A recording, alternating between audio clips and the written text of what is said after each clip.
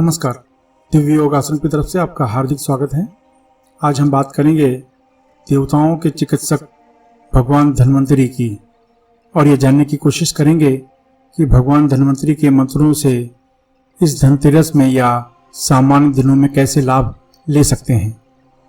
लेकिन इसके पहले मैं आशा करता हूँ कि आप इस चैनल को सब्सक्राइब करके हमारे आध्यात्मिक परिवार में अवश्य शामिल हो जाएं। आपको सिर्फ इतना करना है कि नीचे दिया गया सब्सक्राइब बटन को क्लिक कर दें, जो कि बिल्कुल फ्री है। इससे हमारे दिव्य योगासन के नए नए वीडियो आपको मिलने शुरू हो जाएंगे। भगवान धन्वंतरि को आयुर्वेद का जनक माना जाता है। इसी के साथ ये देवताओं के चिकित्सक भी माने जाते हैं। इसलिए चिकित्सकों के लिए धनतेरस का दिन बहुत ही महत्वपूर्ण माना जाता है। यानी सर्वसामान्य व्यक्ति के लिए भी यह धनतेरस का दिन बहुत ही महत्वपूर्ण माना जाता है। भगवान धन्वंतरि के मंत्रों में अथाह शक्ति होती है। इनके मंत्रों में जो कंपन पैदा होता है, इनके मंत्रों के जाप से जो कंपन पैदा होता है, वह शरीर के बड़ी से बड़ी बीमारियों को दूर करने की क्षमता उसमें होती है। यानी इनके मंत्रों में अथाह शक्ति होती है।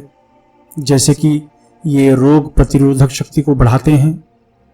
इनके मंत्रों में बीमारियों को जड़ से समाप्त करने की क्षमता होती है। शारीरिक क्षमता में वृद्धि होती है। अकाल मृत्यु से सुरक्षा मिलती है। दुर्घटना से सुरक्षा मिलती है। हर तरह की शारीरिक सुरक्षा मिलती है। हर तरह की मानसिक सुरक्षा मिलती है। पुरानी व गंभीर बीमारियों से भी लाभ मिलता है। हर तरह की असुरक्षा की भावना दूर होने लगती है। अब जानते हैं धन्वंतरि मंत्र का अभ्यास कैसे करें। सर्वप्रथम सूरज डूबने के बाद एक तिल के तेल का दिया घर के दक्षिण भाग में रखें। अगर आप फ्लैट में रहते हैं तो जिस कमरे में आप अभ्यास करेंगे उस कमरे के दक्षिण भाग में उस दिए को रखें और ढीले ढाले वस्त्र पहनकर किसी भी आसन में बैठ जाएं। कुछ लोग जमीन पर नहीं बैठ सकते हैं, वे किसी कुर्सी या सोफा पर बैठ जाएं। अब 10 बार सामान्य प्राणायाम करें, यानी गहरी सांस लें और छोड़ें।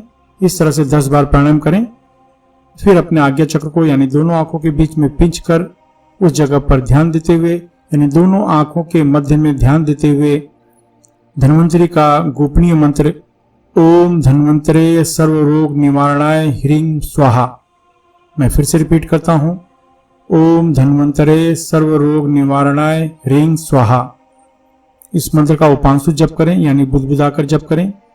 इस मंत्र का 5 माला यानी 540 मंत्र आपको रोज करना है। इस तरह से इस मंत्र को 21 से 41 दिन का नियमित जाप करना है। इस तरह से इस मंत्र का जाप 21 से 41 दिनों तक करना है। याद रखें, धनतेरस के दिन जप करना बिल्कुल भी न भूलें। अब कुछ जरूरी बातें। यह मंत्र बहुत ही स्ट्रांग पावरफुल माना जाता है, इसलिए पूर्ण श्रद्धा होने पर ही इस विधि को अपनाएं। इस अभ्यास में जैसे जैसे सफलता मिलती जाएगी वैसे वैसे अपने स्वभाव को, अपने विचारों को मधुर करते चले जाइए। इस अभ्यास में दीक्षा की जरूरत नहीं होती। इस मंत्र को धनतेरस के दिन या किसी भी कृष्ण पक्ष की त्रयोदशी या फिर किसी भी मंगलवार के दिन से शुरू कर सकते हैं। इसका जो समय होगा वह सूरज डूबने के बाद का होगा। इनका पूजन दक्षिण दिशा की तरफ मुंह करके किया जाता है, लेकिन अलग अलग क्षेत्रों से जुड़े लोगों के लिए अलग अलग दिशा की तरफ मुंह करके पूजन करना बहुत ही ज्यादा शुभ माना जाता है।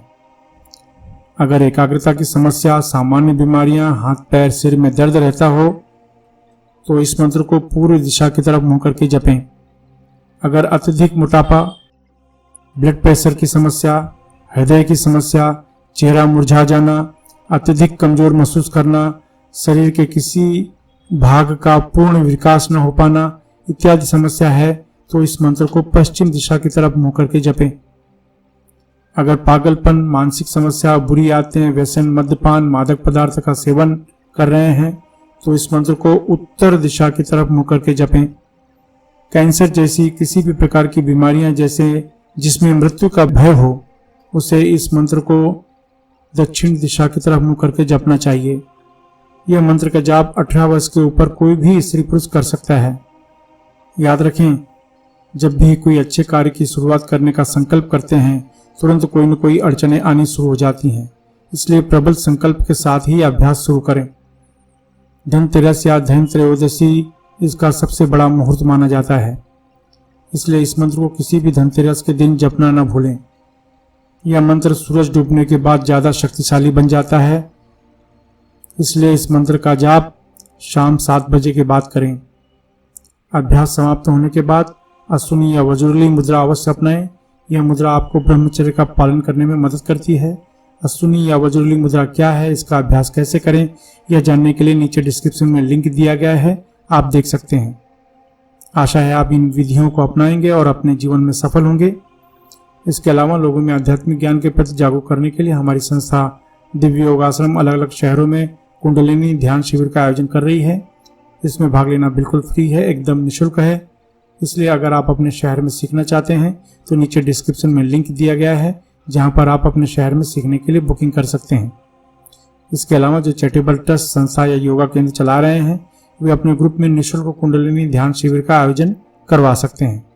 आप अपने जीवन में तरक्की करें, इसी शुभकामना के साथ धन्यवाद।